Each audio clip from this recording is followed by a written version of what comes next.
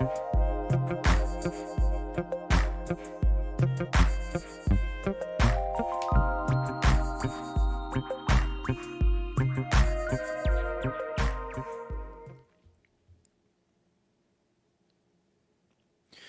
up, everyone? Welcome to the Daily Macro Update for Thursday, October 30th.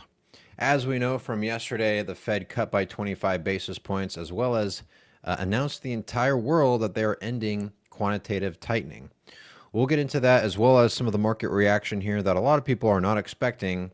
And a lot of people are questioning why the markets are struggling right now when the Fed essentially said that they're going to inch closer to quantitative easing. It's important to note, though, that ending quantitative tightening is not the same as ending quantitative easing, which we'll get into as well. And, the government shutdown, day 30, this is almost going to be the longest government shutdown in the United States history, the longest being, of course, the one that was started in 2018 and went to the end of January of 2019. It's still not at that record yet. I believe if this continues on until November 5th, then that'll match the record. And then if it goes on farther than that, then this will be the largest government shutdown in U.S. history. Now, it doesn't seem like the government shutdown has had too much of a strain on the markets, only because we still have a lot of private data that is giving insights on both the labor market as well as the services and manufacturing market. So it's not the end of the world in terms of investing data, but it is still a little bit of a draw on clarity on where the Fed should go next from here, which, as we saw yesterday, the Fed wasn't really guiding towards cutting in December, which when looking at the FedWatch tool, we can still see that there's still a large majority of probability that's towards cutting by 25 basis points for the December 10th Fed meeting in about 6 weeks from now. There's still about a 30% chance that they're going to remain where they're at, but we'll see from there. The biggest change that I did see when looking at the SOFR fixings chart here in the top right, this was pricing in 3 more cuts between now and June of next year. And then as of the timing of this video, just the next day after that guidance, the Fed, or the futures market, is now only pricing in 2 cuts. So there was 1 more cut priced out of the path. And so with that hawkishness, you could say it was slightly hawkish, the meeting yesterday. You can say that the Fed is being a little bit more cautious going forward from here, given the inflation dynamic. And so for us here at Macro Optics, we still think that inflation is going to continue to decelerate. The Fed did talk about a couple of things on the inflation front. Actually, the main thing being that they still are in agreement that the tariff inflation is just a one-time event, and that it'll start to taper off into next year. And so we should continue to see that disinflation, so long as new tariffs aren't being brought in. And then also, too, on the labor market front, and I posted this short clip on our social media pages, but Jerome Powell essentially said that they don't see any type of cracks in the labor market, which is just completely untrue. I mean, we just saw a ton of layoff announcements just the other day from a lot of huge tech companies, as well as some of the larger market cap companies as well. There's definitely a lot of weakening in the markets currently, and I don't think that the Fed is as proactive as they should be. Now, they are starting to be a little bit more proactive with ending quantitative tightening, but let's go ahead and take a look at some of the market reaction here. Taking a look at the S&P 500, it is down about 90 basis points, which, if for those of you who are joined up in our daily index ranges free newsletter, we were signaling that over the past few days, the S&P 500 was just trading near the top end of the trading range. And so when things get next to the top end of the trading range, you just raise a little bit of cash, sell some, and get ready for the next dip. And so it's no surprise that, you are seeing a little bit of a dip here. And it's mainly due to moving away from that soft landing, right? So over the past essentially a couple months, we've been talking about the interpretation by the market that the Fed is in control and that a soft landing is the most probable outcome from here. It's really searching for that 1995 or 2019 soft landing. And if it doesn't get that, then I wouldn't be surprised if there's a larger correction in the markets heading into next year. And so you always have to keep that in mind whenever you see these different market dynamics is that narrative being supported or is it being, destroyed? And with the inflation expectations remaining higher, that could fall into more of a stagflationary environment, which is where we really were throughout the month of September. And you're really just seeing a little bit of a reversal from that, right? So just taking a look at some of the things that are up today, you have things like natural gas, you have palladium, silver, gold, all having a nice little pop here off of the low end of the trading range. You also have bond yields. So the main thing that we like to look at here is the 5-year break-even inflation rate. That has risen to levels that we haven't seen really since the month of August. And, this is a jump back right into, higher inflation expectations by the bond market. And we'll see how that actually carries over. I mean, consumption is still pretty resilient right now, as well as credit spreads remain narrow. So, I mean, at some point those will fall apart. The magnitude of that happening and when is still up for question, even though, we'll probably see some cracks when that gets closer to happening. Not seeing that right now, though. One of the big developments, too, is that the dollar is making new highs right now. So the dollar went bullish trend in our model a couple weeks back at the beginning of October.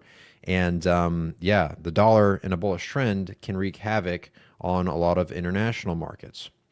And so you are seeing a little bit of weakness from some international equity stock markets. And, really a strong dollar could pose to be a headwind towards things like Bitcoin and a lot of liquidity sensitive, type of assets as well. And, speaking of Bitcoin, we talked about the other day how Bitcoin was having a bounce off of the low end of the trading range on lower volume. So part of something that my team and I like to look at is what is volume and volatility doing in relation to price. And this isn't any type of groundbreaking new thing. There's plenty of other macro investors who look at similar things, but, they just don't communicate it as loudly or as clearly. But, we were talking about just the other day how Bitcoin rallied or had a little bounce to the top end of the trading range and that we need to beware of the bearish divergence. And just to show you guys in case, you're not paying attention or if you're someone who here, just follow me at Johnny Zerti. This was a couple days ago when Bitcoin was trading around 113,000. This is where we noticed the bearish divergence. And if it's something that you didn't notice, then I'd highly recommend just taking a look at what volume is doing. I don't know why a lot of traders are only focused on some of the classic momentum indicators like the RSI, stochastic RSI, MACD, all those things that are still pretty useful, but they're very single factor is what they call it, right? You want to make sure that you're looking at multiple things at once that aren't just, dealing with, one side of the coin when it comes to looking at, the price charts. And so look at volume, look at what volatility is doing, look at what sentiment is doing. All those things are incredibly important. So, what we are guiding to our members in our macro investing community is that don't chase this. When volume is dropping off on a bounce, that is a huge indicator that you do not chase. And that turned out to be the right move. And it was just a classic bearish divergence there as volume starts to ramp up on this sell-off. And so our model is bearish on Bitcoin currently. And we'll just wait and watch to see when it becomes bullish again. That's really all that matters. But yeah, just kind of looking at some of the other metrics here. We did have big tech earnings yesterday in Google, which had a very large acceleration post earnings, as well as for those who were catching that, good job on selling some today as it's coming off of that top end of the trading range. But really, it's just Apple, JP Morgan, as well as Google that are having a decent day today. Everything else, NVIDIA, Microsoft, Amazon, Tesla, as well as the big one that had a large decline today, Meta, with a huge negative 11% market correction there. Hopefully, you guys were out of that. We had been remaining, bearish on Meta, pretty much since it broke trend back at the end of September and early October there. And so, yeah, you're just seeing kind of a reversal of what we've been seeing. The main indicator that my team and I like to use when it comes to looking at, if the market is in a risk-on environment or more of a risk-off environment, is this ratio right here, which is the ratio between the consumer discretionary ETF XLY and the consumer staples ETF XLP. So XLY divided by XLP, you can create this in TradingView. It's pretty easy, but it's just the ratio of risk on or risk off essentially. Consumer staples is really a risk off type of ETF, and then consumer discretionary is the exact opposite, right? You can play around with this a little bit more if you want to add different risk-on assets like momentum, high beta ETFs, things like that. But I like to keep it simple here. And so, you had a pretty large acceleration in this, risk-on risk-on ratio, and now it's just having a little bit of a sell-off there. So either way, if you were just looking at this or the S&P 500 at the top end of the trading range, yesterday was a great time to sell some, right? That's really the whole thing, the whole notion of the story there. And that really gets to the heart of what we're going to be talking about here today, which is the Fed ending their quantitative tightening program. If we take a look at the statement that they talked about yesterday, the real language that they're using here, and I'll just read it, they're going to roll over at auction the amount of principal payments from the Federal Reserve's holdings of Treasury securities maturing in October and November that exceeds a cap of $5 billion per month, redeem those Treasury coupon securities up to the monthly cap, and extend that principal payments. So beginning on October 1st, roll over at auction all principal payments from the Federal Reserve holdings of Treasury securities and reinvest that amount into essentially short-dated bills, right? Now, what that means is that even though the Fed is buying new treasuries, that is not quantitative easing, right? If you think about this as, I'm trying to think of some type of analogy where, like, if the market was bleeding, right? Or let's not say it in terms of market. If, a patient was bleeding out at the hospital, that was like quantitative tightening, right? And then right now, the Fed essentially just stopped the bleeding, right? So ending QT means you stop the bleeding. That doesn't mean that the patient is now getting a blood transfer with new blood. And that would be an example of QE. I guess, because it's Halloween, we'll use a graphic example like that. I really couldn't think of anything else on the spot there. But it's essentially stopping the bleeding. It's not full-blown quantitative easing. So for those people who are like, why isn't the market pumping yet? You had Trump just make a deal with China. The Fed just cut rates. They just ended QT. Why isn't Bitcoin in the markets pumping the way that they're doing? Well, I mean, you have to realize that typically whenever the Fed ends their QT program, or at least stops being so tight in their monetary policy, it's usually for a good reason. And typically what that reason is because liquidity is getting too tight. And you're starting to see cracks in the credit markets. Not necessarily that we're seeing, full-on spread contagion and that this is going to lead to a recession. But typically, when the Fed is ending these types of measures, that's typically later on in the cycle, right before some type of event. Now, again, I'm not going to be predicting what type of event is going to happen, what magnitude it's going to do. to the markets. And when exactly? Typically, if we just look at history, it's anywhere between 9 to 12 months from now, which means, anywhere between Q3 and Q4 of 2026 next year, meaning that the markets could continue higher from that time. We have to just notice that looking at history, when the Fed ends these types of programs, it's usually for good reason and that they're being a little bit cautious here. So, that's really how we are reading this. And so, getting into a little bit of the plumbing, quantitative tightening is reducing assets on their balance sheet. We can pull up a chart of this here. Let me just go to my dashboard that shows a little bit more about, this liquidity metric here. So let's see, Fed balance sheet. No, that's not it. One second.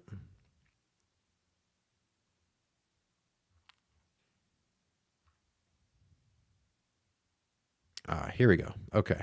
So here's the Fed's balance sheet, right? It's currently at $4.2 trillion. Ever since July of 2022, the Fed has been doing its quantitative tightening measures. And, obviously it's been slowing that down, the rate of change, right? Because before, they were depleting it pretty quickly here. And then right around June of last year, they slowed the pace down, which, as you can see here, right? See that rate of change? And then now they are completely ending it so that it's going to remain flat, okay? So as this rate of change happens here, they're going to be going from, depleting assets on their balance sheet to going flat. And then, yes, at some point in the future, they are going to increase assets on their balance sheet. But typically, they're only doing that in the scenario of some type of major shock to the markets, usually a credit event or something like a 100-year pandemic, something that is not very good initially on the markets. But after they flood the markets with liquidity and the dust kind of settles, then the markets can start to rebuild. And that's where people like you and I can make some serious positions if we're risk managing these cycles appropriately and re-inject a lot of that capital into assets that are going to, make multiples from that time. And so essentially we're just getting closer to that point, right? And the way that we like to look at these types of things is in terms of bank reserves. And so what I'll do is I'll pull up a chart of bank reserves right here. As you guys can see, bank reserves are at its lowest level since January of 2023. And so part of the reason why the Fed also stopped quantitative tightening is because of this large drop in bank reserves. This is essentially private, banking liquidity. That at the same time, you have the reverse repo facility, which is, I hope people understand this by now. This is where a large amount of the excess COVID liquidity went into. And it was essentially around $2.2 trillion of assets that were just parked in this facility at the Fed. And what they decided to do was use this as kind of a buffer of liquidity over the past 3 years and slowly drain it back into the financial markets, providing a huge cushion. And so if you guys go back and look at other types of macro, people who do a lot of great macro analysis, they were calling this shadow QE because essentially the Fed dumped over $2 trillion into the markets. And people are like, oh my gosh, we never had a recession. People were calling for a recession in 2023 and 2024. It never happened. Well, it's because of this right here. And now it's at zero, essentially. You can see that there's about 19 billion left, but it's really hit its lower mark. And so this money is out. The reverse repo is drained. This is no longer a resource for the Fed. Time is out on that. And at the same time as well, when looking at the government's Treasury General account or the Fed or the United States government checking account that's held at the Fed, you can see that this is at around a little over $900 billion. And this is also a liability on the Fed's balance sheet. So when this increases, that's actually financial market liquidity being sucked out of the financial system and being parked in this account. Now, the government could drain this in an emergency, but they have been stockpiling this cash. And a lot of it has to do with if they start to get into a position right now where the government, which I think it's at $37 trillion at the recording of this video, if something happens where they start to experience some rollover risk, where a lot of the short duration treasury bills that they printed last year or a few months ago that come to maturity and they have to roll that over, they need to have some cash on the side in order to be able to provide liquidity in order to do those rollovers. And so all of this is coming in the later stages. Like, this is all part of the entire setup happening. We've been talking about this really for the past, I feel like 18 months, but it's just taken so long for this cruise ship to turn. And yeah, we're finally at that point where QT is ended. So this is something that was pretty much expected, but it's really not a sign of, of good news, right? This is really a sign of the Fed is concerned about liquidity.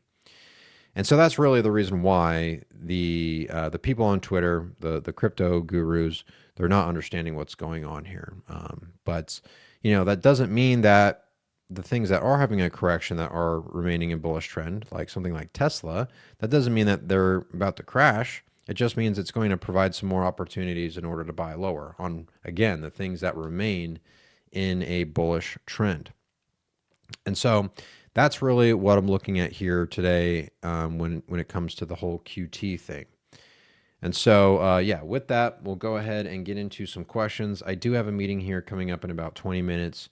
So, and I would like to take a little bit of a break in between this and that. So we'll open up the questions for another 5 minutes here, and then we'll go ahead and wrap it up. So I know I've just been ranting and talking a bunch, but I'd like to hear if you guys have any types of questions when it comes to quantitative tightening, ending, or any of those things, because I'm sure you guys do. Let me take a sip of water there.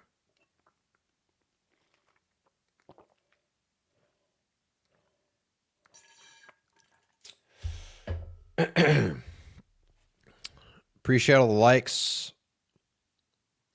Appreciate all of the shares. Thank you, everyone. Is Meta a good buy right now? Well, no, because Meta is in a bearish trend in our model. And also, too, look at the price. 666 on Halloween Eve. I'm not touching that. But no, seriously, you don't buy things that are in bearish trend. So that's what we do here. What are your favorite sectors you'd like to be in if the S&P 500 turns bearish? I mean, it depends on what's holding up at that time, right? It's not that it's a cookie cutter situation every single time. Like, if S&P bearish, then I am going to buy this. You really have to take a look at what else is holding up way better than the S&P 500 during that time frame, right? So, yeah, I mean, really some of the more defensive sectors that are remaining in a bullish trend, you have utilities. Let's see, you also have healthcare, both of which are more defensive sectors that are performing better than the S&P 500. Let me see, actually. Let's pull up a chart of what's been doing the best so far this week. Which layout do I want us to do? Let's do, first, let's do top indexes.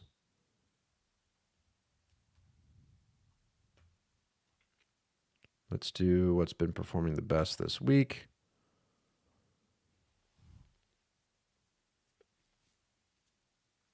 Yeah, so you're not really having too many things that are performing well this week. You still have Bitcoin and gold in negative territory along with oil.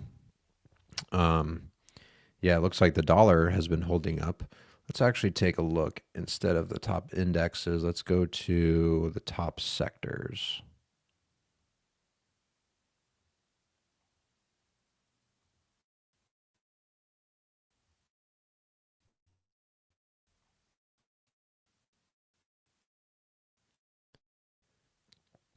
If it loads. Interesting. It looks like everything is bearish except for tech and tech is still having a little bit of a sell-off here. But yeah, so far this week, lots of things are having a bit of a correction. The most is XLRE. So real estate. Next is materials, both of which are in bearish trend. A little bit of a correction in energy, XLU, discretionary. Let's take a look at these things over a monthly time frame. XLK still performing the best, and then healthcare. Let's go look at 3-month. Still XLK performing the best. So really, tech stocks have been the better performers. Yeah, and then everything else looks like it's having a little bit of a struggle here.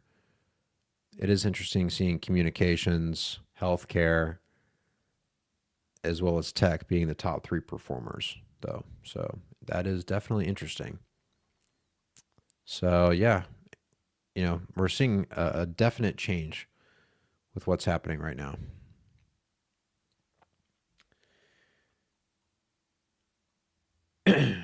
Question. What made you see Meta as a no-go since April? Well, that's not what I said, right? So Meta went bearish in our model around the end of September. I think it was right here, actually. Yeah, so around September 29th is when it went bearish in our model. And so, yeah, when something goes bearish, even if it has a little bit of a bounce here on lower volume, you definitely don't want to chase that. In terms of going bullish in our model, that was back on May 12th. So we were bullish on it from May 12th to September 29th, which, let's see, in that time frame, it had like a nice little 16% move. If you were just, buying and selling from our signal in our community there. So, yeah. But it's a combination of a bunch of things, but it wasn't on April. Do you think Bitcoin has topped due to this liquidity issue? No, and there's no way to know if something has topped until a new bottom forms. So everything is in hindsight. It makes no sense to try and time the exact tops and bottoms of things. And yeah, I mean, calling tops and bottoms and being right isn't necessarily like the goal. Like the first goal is to not lose money. The second goal is to keep making money. If that means that you're right or not with, predictions, okay. But really, it doesn't make any sense. Let the trends confirm for you and then go from there. How do you strategize all this macro data with the change of the Fed chair? If you get a different Fed chair who is more accommodative, which I don't know how they'll be able to do that, but if they just start cutting rates, I don't think that's going to be the answer. But we'll see. If it changes, and we'll roll with the punches from there. Since QT is ending and there is going to be some liquidity in the markets, no, that's exactly not what I was saying. There's not more liquidity being added in the markets. It's just not being drained anymore. Does this affect the inflation rate and rising consumer prices? No, it doesn't.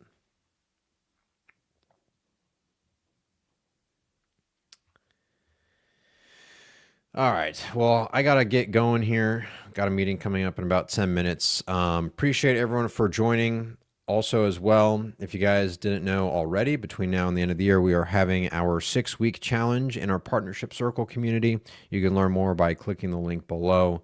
For those who are on our social medias, on Instagram and TikTok, it's just the link in the bio there.